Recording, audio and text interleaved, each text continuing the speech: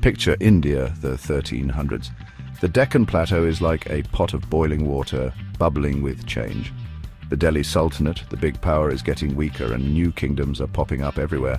In this messy situation, a new strong kingdom appears, the Bahamani Sultanate. They loved Persian culture and became a major force. In 1347, they rebelled against the mean Tughlaq rulers and started their own sultanate. The leader, Alauddin Hasan Gangu, was a Turkish officer with Afghan roots.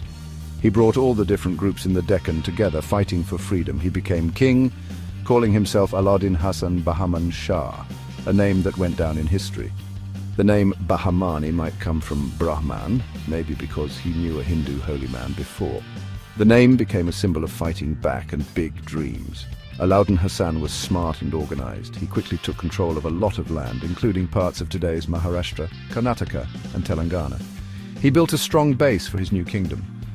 The kings who came after him, driven by ambition and strong religious feelings, kept expanding their Bahamani lands. The Bahamanis weren't just new rulers, they changed everything. They became a powerful force in the Deccan, challenging the old ways and starting a new era where regions could rule themselves. This new kingdom, with its Persian beginnings and Deccan home, was about to leave a big mark on India's history.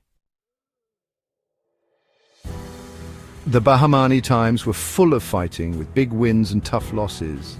They wanted more land and power, so they often fought their neighbors, especially the Hindu Vijayanagara Empire in the south. These fights, often long and brutal, changed who was in charge in the Deccan for hundreds of years. One big fight, the Battle of Talikota in 1565, was a huge turning point. The Deccan Sultanates teamed up against Vijayanagara and crushed them, completely changing who had the power in the area.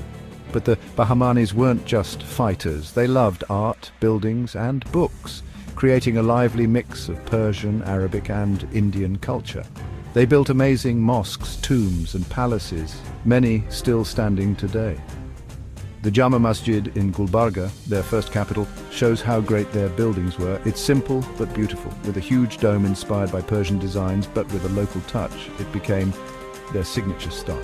The Bahamanis also brought in smart people, artists and musicians from all over the Islamic world, making the culture even richer. The Deccan became a place where different cultures mixed, a center of learning and art. Even with all the fighting, the Bahamani kings knew that art and culture were important. They spent a lot of money on art, architecture and literature, leaving behind amazing things that still amaze us today.